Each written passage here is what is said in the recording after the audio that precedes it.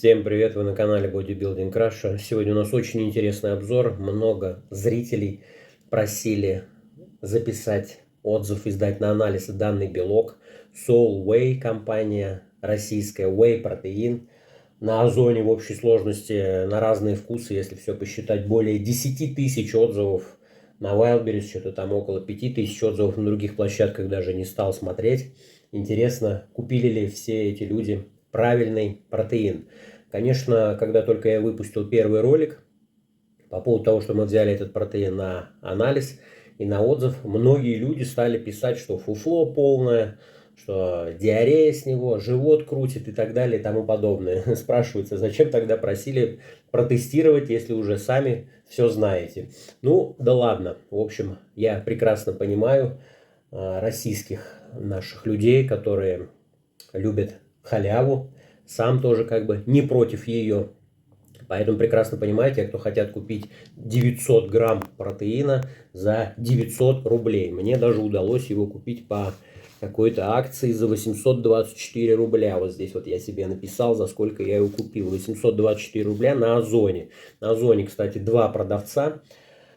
Тут в комментариях один человек написал, что могут быть подделки. Да, естественно, никаких подделок на него нет. Два продавца, оба продавца это и есть его производители. То есть там написано Soul Whey большими буквами, Soul Whey маленькими буквами. Но по факту это все одна и та же компания.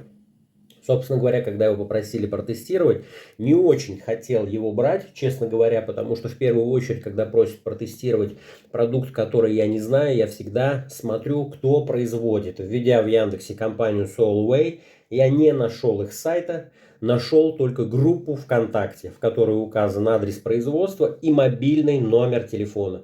Подобные производители сразу же наводят меня на унылые мысли. Если у производителя нет денег даже на то, чтобы создать сайт, и нет денег на то, чтобы купить нормальный номер телефона, прямой или 8800, например, бесплатный, то о каком качестве можно говорить? Какое качество выпустит данный производитель, если у него нет денег на банальные простые вещи? Более того, группа ВКонтакте у них не ведется с января месяца, но отвечают. Я им сделал несколько запросов, спросил у них, где производят. Производят они Ярославская область, город Рыбинск.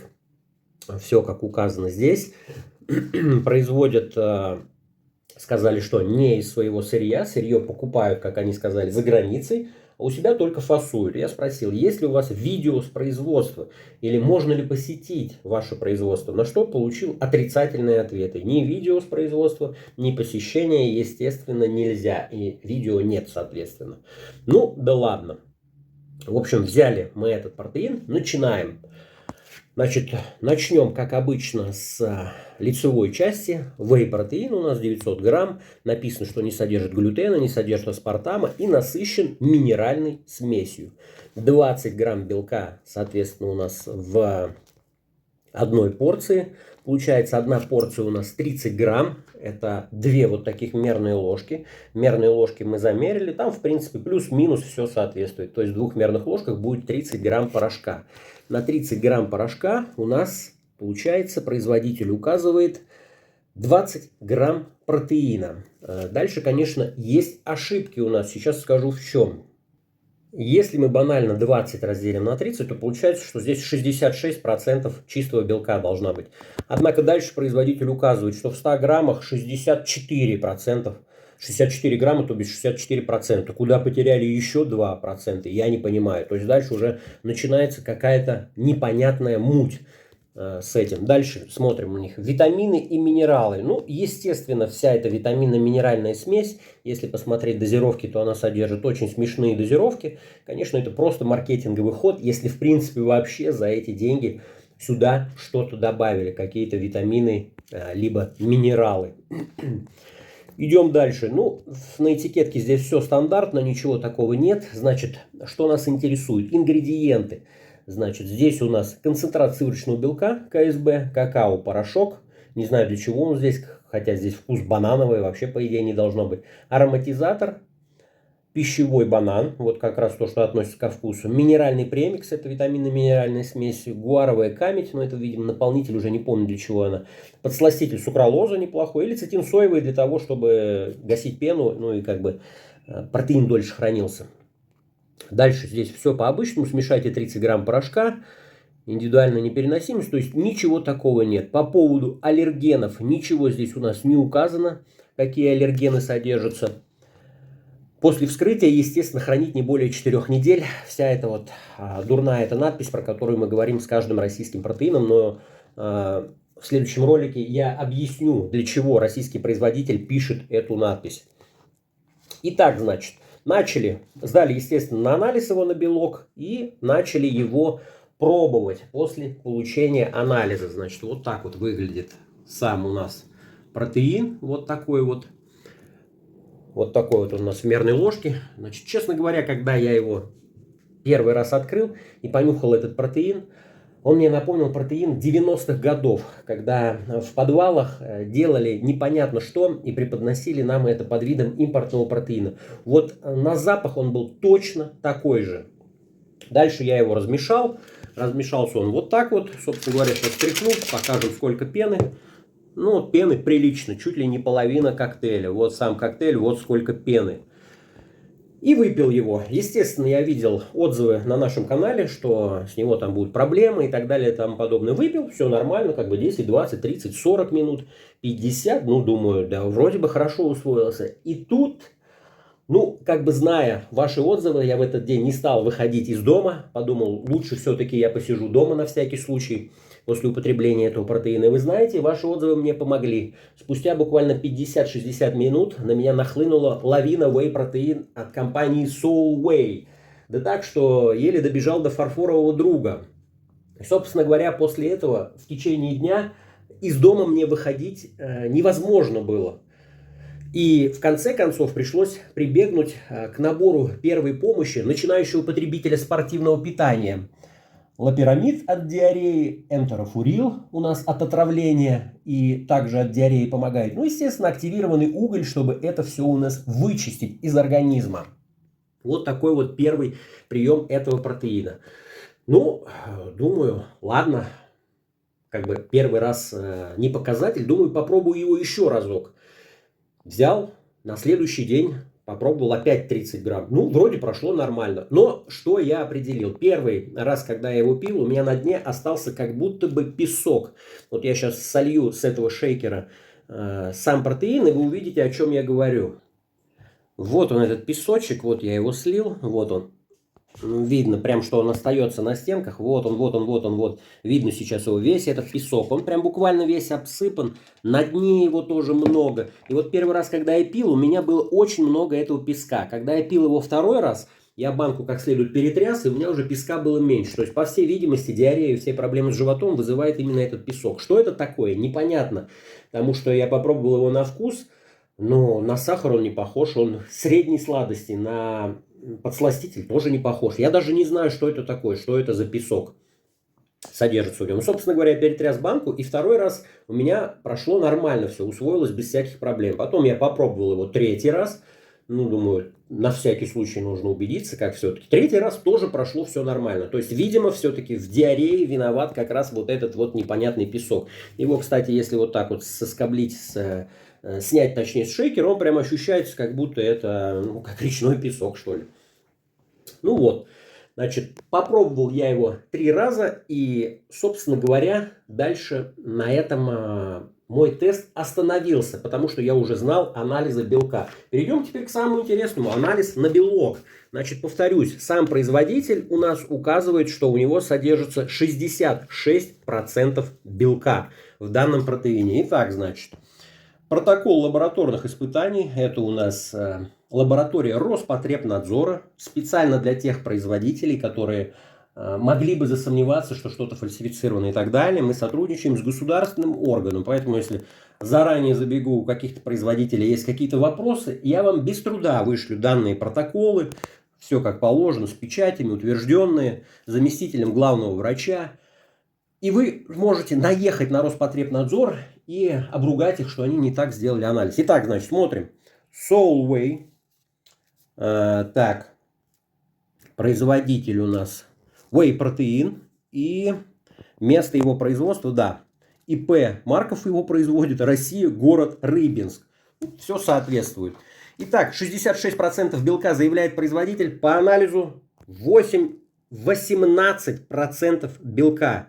Ребята, это почти в 4 раза меньше, чем заявляет производитель. Вот здесь вот я выписал, сколько производитель, 66. По факту здесь получилось 18,3% белка. То есть данный продукт белка практически не содержит. На «ё» хотелось бы выругаться, но скажу, наколка практически в 4 раза.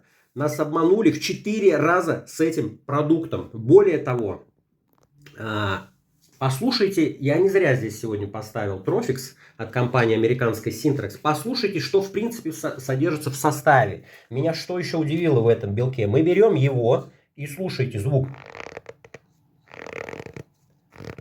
Я просто переминаю его. Теперь мы берем настоящий протеин. Tropix американской компании Syntrax. Смотрите. Вы чувствуете, как выглядит настоящий протеин? У него нет никакого хруста. У меня остался еще чуть-чуть немного белка первого русского протеина. Я также на него надавливал. Там никакого хруста нет. Вот он, настоящий протеин. Здесь же я не знаю, что это. Честно говоря, не знаю, что это такое. Сейчас я поставлю на паузу, помою руки, и мы продолжим. Мы продолжаем. У нас также сейчас на тесте находится протеин Airline российской компании. Там тоже такого хруста нет. То есть все протеины, которые мы протестировали, я ни у одного не видел такого хруста. Ну, видел у одного, он сейчас тоже на анализе, скажу попозже, что это за протеин. Ну, собственно говоря, выйдет ролик, и вы поймете. Там присутствует такой же хруст. Что это такое, не знаю. Но теперь перейдем, собственно говоря, к отзывам на Озоне. Посмотрим, что говорят люди у нас на сайте Озон. Вкус насыщенный, очень похож на какао Nesquik. Рекомендую к покупке. Заканчивается, человек хочет купить себе вторую. Дальше. Отличный протеин по соотношению цена-качество. Растворяется, реально помогает на тренировках. И во время диет неплохо способствует, ну, там имеется в виду пополнению белка. Хороший протеин, рекомендую. Очень хороший протеин, беру уже второй раз со вкусом молока, вообще бомба. По вкусу понравился больше этот, чем ванильный. Смешивается отлично, без комков, вкус не приелся. С молоком очень похож на какао. Брал несколько вкусов этой марки. Считаю, что шоколадный самый вкусный, протеин рабочий. Дальше пробовал клубнику, оба замечательные. Цена приемлемая, не приедается, понимаете? То есть людям плевать на то, что это, там нет протеина. Люди смотрят на цену. Вкус приятный. По вкусу какао разводится трудно. Может, так и должно быть. И так далее. Дальше рекомендую к покупке. Это мой первый протеин. Вкусный, хорошо растворяется. Все как обычно. Ну и классика. Светлана Д. Имена меняются, а отзыв тот же. Брала мужу, все отлично, муж доволен. Ну и все в таком духе. Но и к слову сказать, если мы перейдем к отрицательным протеинам, к отрицательным, то есть отзывам, сразу же видим то же, что и обнаружил я. Ощущение разбавленного речного песка со вкусом какао. Просто вода и песок. Я эти отзывы прочитал уже после употребления, но был удивлен, что у людей то же самое. Редкая гадость с химическим привкусом. Пахнет протеином и не пахнет. Выпил одну банку, больше пробовать даже и не буду, в мусорку. Химозный вкус, плохо перемешивается, непонятный налет на зубах после употребления. Все то же самое. Вот, кстати, интересный отзыв. Кому нужно просраться и похудеть, как раз эта отвратная дрянь вам и подойдет. Вот полностью согласен с этим отзывом. И того, что я могу сказать. Самый последний интересный момент. Ребята, я посчитал стоимость за грамм протеинов, которые мы протестировали. То есть стоимость 1 грамма протеина. Получилось в первом русском 1,36 рублей. Вы понимаете, да, что стоимость может меняться в зависимости от того, за сколько вы купили. Я именно считал ту цену, за сколько я купил. Он может быть плюс-минус дороже, естественно, цена будет другая. Генетик получился по рубль 78 за грамм. Prime Craft получился за 2,20 за грамм. Биотек, последний нами протестированный, 3,28 получился. Да? Syntrax, вот этот вот, я его взял по акции, поэтому он получился даже дешевле, чем Биотек. 2,55. И теперь, внимание, ребята, Solway 5,90 за 1 грамм. То есть это в 2 раза почти больше, чем Биотек. Это почти в 3 раза дороже, чем Синтракс. Вы понимаете, что в принципе вообще происходит? Итого, если пересчитать на банку, то вот эта вот баночка обошлась мне не в 824 рубля, а приблизительно в 4500 рублей. То есть это цена отличного импортного протеина. Вот что происходит. Насколько нас накалывает производитель. Вы, покупая эту банку, думаете, что вы сэкономите на ней. Думаете, что вы за 900 рублей взяли 900 грамм отличного белка, а по факту вы за 4500 купили говно, которое даже опасно есть. Вы видите, что у меня банка целая. Я не буду больше это употреблять. Потому что я просто боюсь за свой организм. Я не знаю, что там намешано. Что это за песок, который намешан там. Что это такое за вкрапление, я не знаю. И как на это вообще отреагирует организм, и как после этого аукнется этот на мой организм. То есть помимо того, что эта банка по итогу мне обошлась в 4500, она еще и опасная для здоровья. Вот такие вот получаются у нас вещи с этим протеином. Вот такая вот экономия. Поэтому прежде чем экономить и покупать непонятно что, вы представляете, 10 тысяч отзывов. Ну ладно, понятно, половина из них заказные, но... Тысячи людей купили это говно, не подозревая, что за это говно они заплатили дороже, чем за Биотек, дороже, чем за Синтракс и дороже, чем за кучу других импортных брендов. И еще нанесли урон своему здоровью непонятно какой, потому что там содержится, никто не знает. Может быть, это вообще опасно для здоровья. Хорошо, если диарея будет. А если этот песок в почках отложится или еще что-то случится. Поэтому я этот протеин на помойку, допивать я его не буду. И, кстати, просили протестировать креатин этой компании. Тестировать в ближайшее время я его точно не буду, учитывая качество протеина. Креатин тестировать на данный момент нет никакого смысла. Вообще никакого. Это просто, я считаю, опасно для здоровья. Поэтому, ребята, смотрите наш канал, подписывайтесь. И вам не придется кушать говно по цене золота. Вот так вот я резюмирую наш сегодняшний отзыв и анализ. Если остались какие-то вопросы, задавайте в комментариях. Всем пока.